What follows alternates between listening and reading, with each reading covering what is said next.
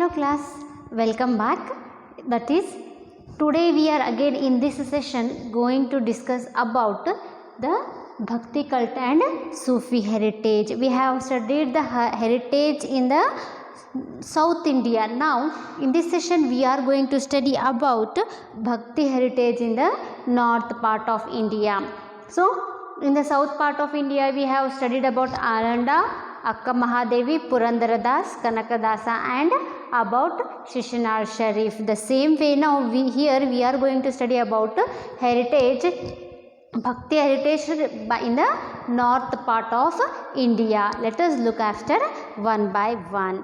What they have given Bhakti heritage of North India. We are studying about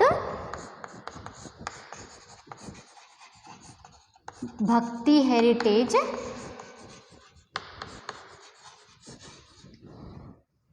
of North India. Let us study one by one. First, let us study about Kabir Das. Kabir Das from 1398 to 1518 CE. Let us first study about Kabir Das. Kabir Das is a famous saint of Bhakti cult and was a disciple of Ramananda. Ramanand. What it is actually? Kabir Das is a famous saint, and who is he? He is a disciple, follower of Ramanand. He tried to bring harmony between Hindu and Muslim religions. See what he did. Kabir Das, he tried to bring harmony between whom? Harmony between Hindu and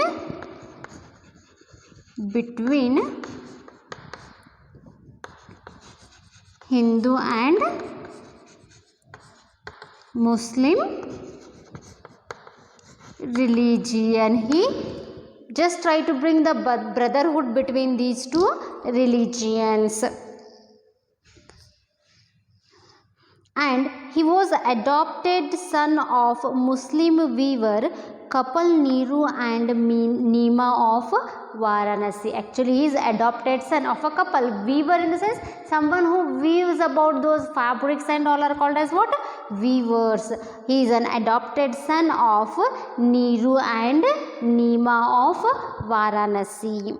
He condemned caste system, means he opposed caste system. He gave up his luxurious life, and discrimination based on religion, means differentiations based on religion was being condemned by Kabir Das. Allah and Rama are the two names of one God, he said. See, Kabir Das always used to say that Allah and Rama, they are the two names of one same God.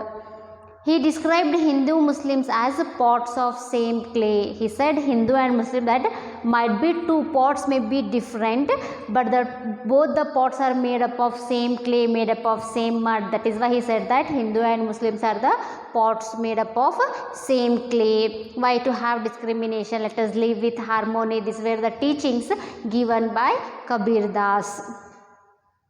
Kabir told that he is the son of Rama and Allah. What Kabir said? He said that he is the son of Rama and Allah. According to him, it is not possible to see God by fasting, torturing the body, sacred pilgrimages. See, according to Kabir Das, how we cannot reach God? We cannot reach God by fasting, by giving physical pain to the body, or by visiting pilgrimages, means by visiting to the holy places. We cannot reach by this to the God. It is only possible by sacred devotion. If that is not the way of reaching to God, then what is actual way of reaching to God? It is by sacred devotion, pure devotion towards the God. He taught his philosophy through Doha. How did he taught his ideas or his philosophies? Doha. Doha means two-lined poem, which is simple and easy to understand by common man. How he wrote dohas? Dohas were wrote in simple words which could be understood by the common man. His followers are called Kabir Panthis. See, the followers of Kabir Das are called as what? They are called as Kabir Panthis. Now let us study about whom? About Guru Nanak. Guru Nanak from 1469 to 1539 C. Who is he? Guru Nanak. Actually, we all have heard this name Guru Nanak, right? Guru Nanak, he is the founder of Sikh religion. Who is he? Founder of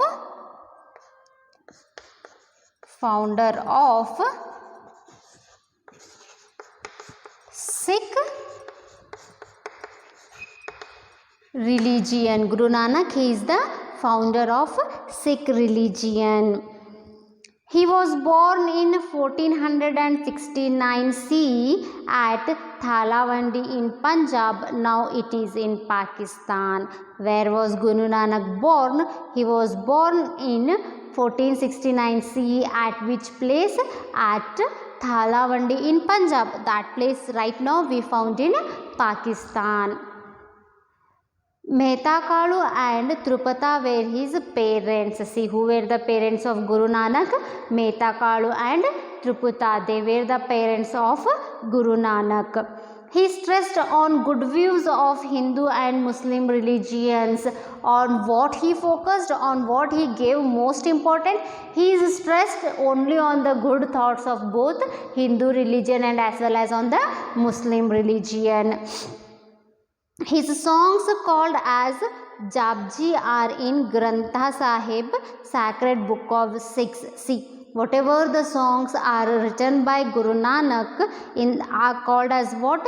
They are called as Japji. They are written in a book called Grantha Sahib, which is one of the sacred or holy book of the Sikhs. Sikh cult has given importance for japa and good deeds. Japa means telling some mantras repeatedly. They have given importance for it, and doing good works, good deeds. He is stressed on gender inequality. See, Guru Nanak, he is stressed on what? He stressed on gender inequality. Means whatever might be the gender, they are, people of different gender are equal. He stressed on it. Nanak had great belief in the existence of God. That is, Guru Nanak, he believed strongly that God existed. He believed strongly in the existence of God. God is one and eternal, he proclaimed. What Guru Nanak used to say? God is one, only one God is there, and he is eternal. Eternal means he lives without any end. He said one can gain Guru through bhakti. See, and with bhakti one can attain mukti. How one can gain Guru? Through bhakti, through devotion. And what we get from bhakti? We get mukti from bhakti. Once we gain knowledge, we are going to attain salvation. He opposed social evils like ideal worshipping, casteism, sati system, etc. See, Guru Nanak, he opposed what? Social evils like ideal worship, means worshipping the statues, worshipping the idols. What he did? He opposed the worshipping of idols.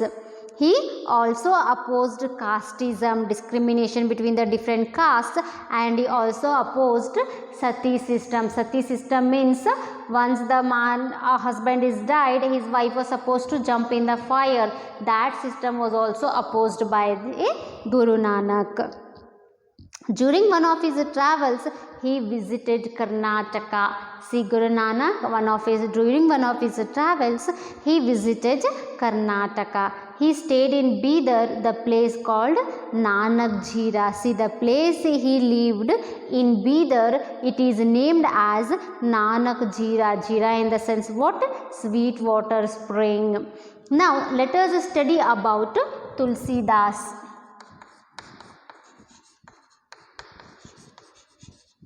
Tulsidas, that is from 1532 to 1623 CE. Tulsidas was the first to support Bhakti Marga in North India. Who was Tulsidas? He was the first person to support this path of Bhakti in North India. He was born in a Brahmin family. Tulsidas was born in what? He was born in Brahmin family. He has contributed to the Hindu literature. Tulsidas, what he has done? He has contributed in the literature, that is Hindu literature. He wrote Ramacharitamanasa. What Tulsidasa wrote? He wrote Ramacharitamanasa. He wrote a book of Ramacharitamanasa. This is a great book in Hindi. In the north, it is famous as Tulsi Ramayan. See, in which language it is written? It is written in Hindi and is famous as what? It is famous as Tulsi Ramayan. Rama Bhakta Tulsidas, he showed devotion, pure life, love, affection, patience, generosity among the people. See, what were the thoughts of Tulsidas? He showed devotion. He always involved himself in devotion, pure life, love towards the people, affection towards the people, and he also spread generosity among the people. Next, we are going to study about Mirabai.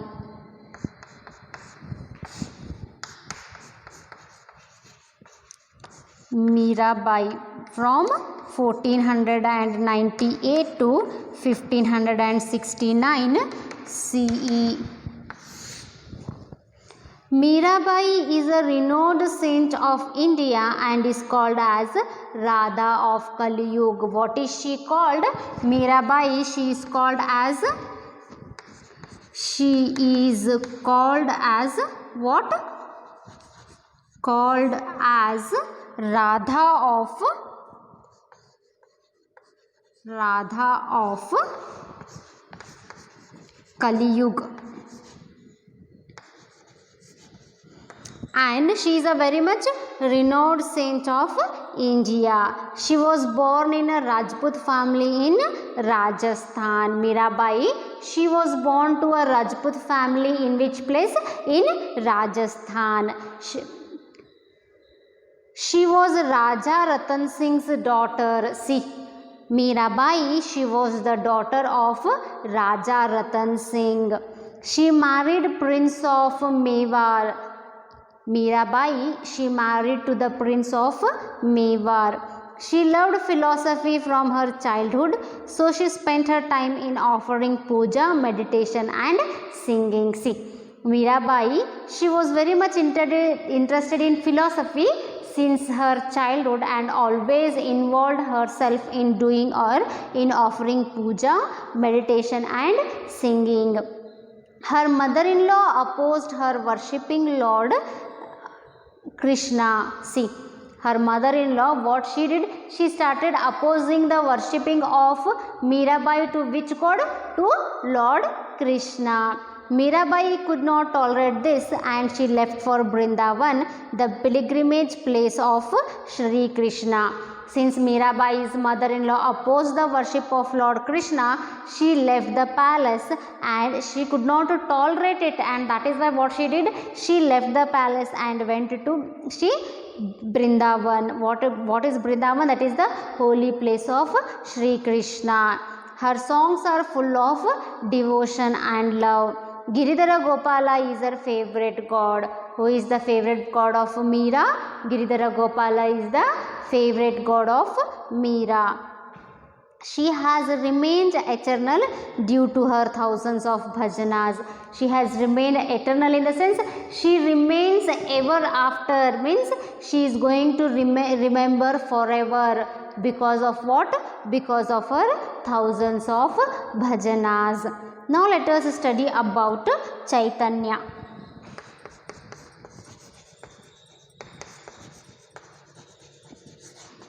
Chaitanya from 1485 to 1533 CE. Chaitanya was born in Navadvip Dham, that is Noida in Bengal in 1485 CE. Jagannath Mishra and Sri Devi were his parents. See, who were the parents of Chaitanya? Jagannath Mishra and Sri Devi, they were the parents of Chaitanya. Vishwambara was his original name. What was the original name of Chaitanya? Vishwambara. Vishwambara was the original name of Chaitanya. Ishwar Puri was his guru. Who was the guru of Chaitanya? Ishwar Puri was his guru. Chaitanya left his family life and took sannyas at the age of 25. See, Chaitanya, he left off his family life at the age of 25 and took sannyasi. He rejected casteism. See, even he did not agree for casteism. He was against casteism. Bhakti is the only way to attain mukti. Even he preached or even he taught that bhakti is the only way to attain what? Bhakti is the only way to attain mukti. Universal love is the first step towards the God, he said. A universal love means spreading love for everyone is the first step towards to reach the God. He travelled to holy places of India and spread the message of love. What he did?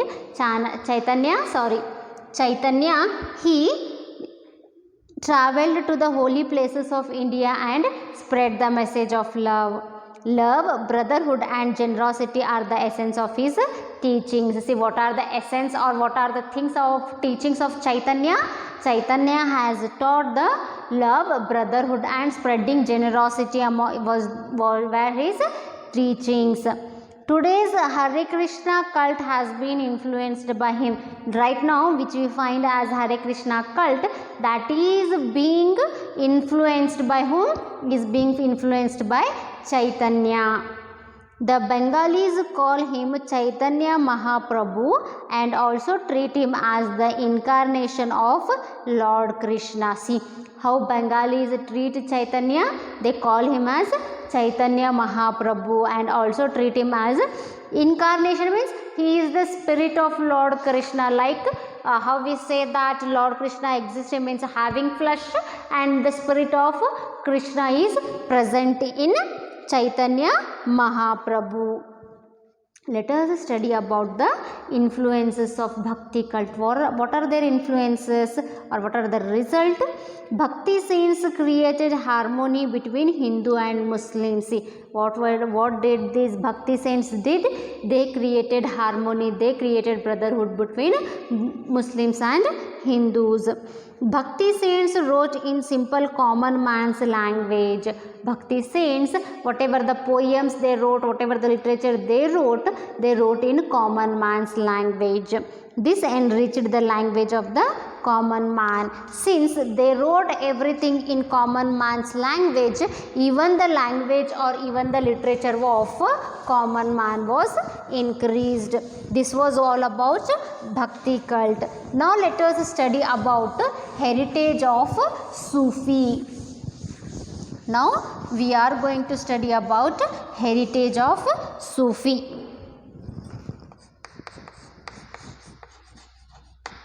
Heritage of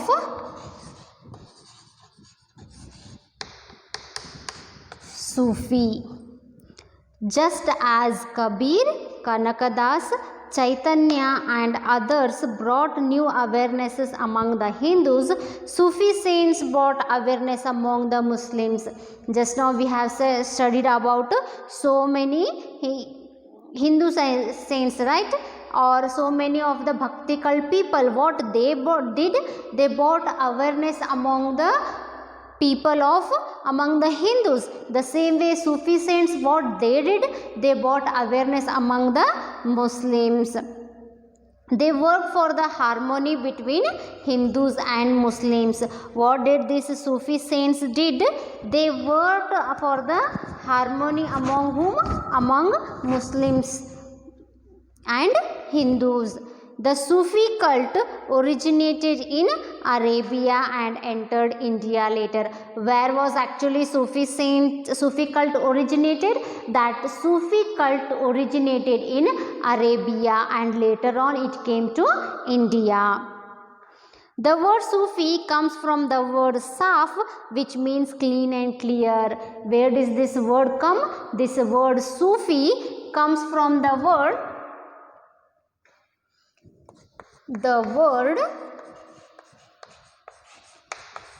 Sufi comes from the word Saf. What it means? Which means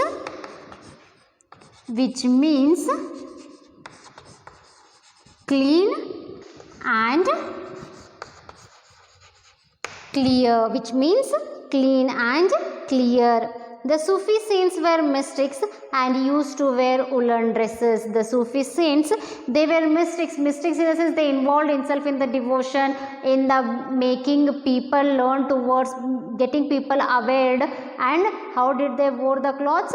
They wore simple woolen cloths. Essence of Sufi cult. What were their teachings? That God is one, He is powerful, we are all His children. Say, what were the thoughts? God is one, He is the most powerful, and we human beings, whoever it is, they are the children of God. Encouraged good deeds, they encouraged things, good work. All are equal. Opposed caste system. They thought that all are equal before God, and they opposed this caste system. Later on, Sufis were influenced by yoga, Vedanta and Buddhist thoughts. See, Sufi saints, as time went on, Sufi saints, they were influenced by yoga, they were influenced by Vedanta and Buddhist thoughts. Dharma means love, service to mankind is important are some of the philosophical thoughts of Sufis. So what are the actual philosophical thoughts of Sufis? Dharma means love. Whatever the religion, whatever worship we do, it just means that love and service to mankind. These are the philosophies of these Sufi saints. Let us study about few Sufi saints. First let us study about Nizamuddin Auliya. One of the Sufi saints whose name is what? Name is Nizamuddin Auliya. Let us study about him. He is one of the main Sufi saints. See, Nizamuddin Auliya, he is one of the main Sufi saints. He lived in Delhi and lived a life of poverty. See, Nizamuddin Auliya, he lived in Delhi and lived a life of poverty, means led a poor life.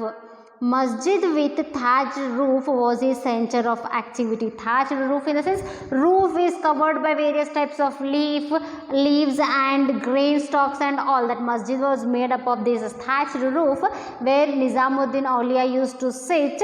It was its center of activity. He refused the village gifted by Sultan of Delhi. See, once what had happened, Sultan of Delhi had gifted one village to Nizamuddin Auliya, but he refused it. He preached to the devotees who visited him to practice good qualities and kindness. What were the teachings of Nizamuddin Auliya? Whoever came to him or whoever visited him, he teach them to practice good qualities and kindness. This is all about Nizamuddin Auliya. Now let us study about Khaja Bande Nawaz. About Khaja Bande Nawaz. Bande Nawaz is a famous Chishti Sufi saint. See, Bande Nawaz, who is he? He is a famous Chishti Sufi saint. He was the disciple of Nasiruddin of Delhi. See, Bande Nawaz, who was he? He was a disciple, follower of Nasiruddin of Delhi. Bande Nawaz means protector of those who came to his shelter. What actually Bande Nawaz mean? It means the protector of the one who is going to come under his shelter. His original name was Gesuda Raj, means long hair. Actually, what was the name of Khaja Bande Nawaz? What was his earlier name? His earlier name was Gesuda Raj, which means long haired.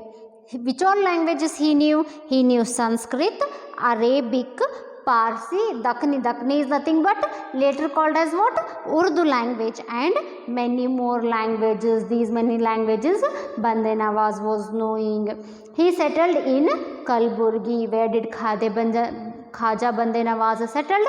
He settled in Kalburgi. He was respected by the king Firoz Shah.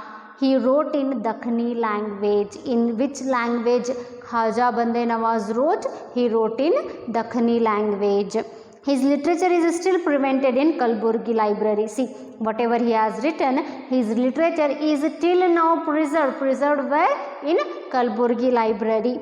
Every year his Urs is held in Kalburgi. Means every year in Kalburgi there will be a Urs held in the name of Khaja Bande Nawaz. Now let us study about Chishti sector.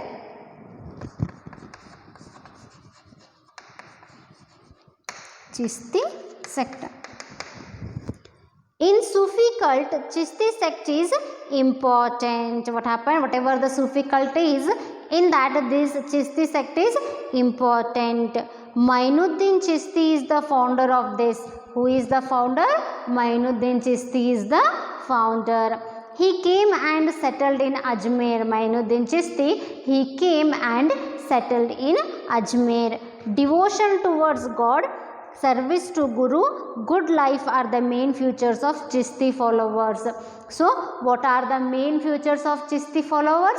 The main features of Chishti followers are devotion towards the God. Whatever we have, our devotion towards should be towards the God. Our service should be for Guru, good life. These are the main features. He had concern for harmony of Hindu and Muslim. See, he also had concern for what? Brotherhood between the Hindus and the Muslims. He wrote in Dakhni language. As I said, Dakhni language is nothing but the Urdu language. He used to write in Urdu language. Salim Chishti from Fatehpur Sikri was famous among them. Who was more famous? Salim Chishti from Fatehpur Sikri. He was famous among the Chishti. See, here we can find Salim Chishti's tomb, Agra, and also Lahore, that is today's Pakistan, and also they have given some chronological order, that is Nizamuddin Auliya was from 1238 to 1325 CE. Next comes Kabir Das, that is 1440 to 1518 CE. and then comes Guru Nanak from 1469 to 1539 CE. Purandar Das from 1480 to 1564 CE. Next, Chaitanya from 1485 to 1533 CE. Mirabai from 1498 to 1569 CE. Then comes Kanakadasa 1508 to 1606 CE, and then Tulsidas from 1532 to 1623 CE. So dear students, in this lesson, that is in the Bhakti cult and Sufi heritage, we have studied about Bhakti cult, that is heritage of South India and also of heritage of North India, and then we studied few of the Sufi heritage, that is heritage of Sufi. I hope you all have followed this lesson and understood their teachings also. Stay safe. Thank you.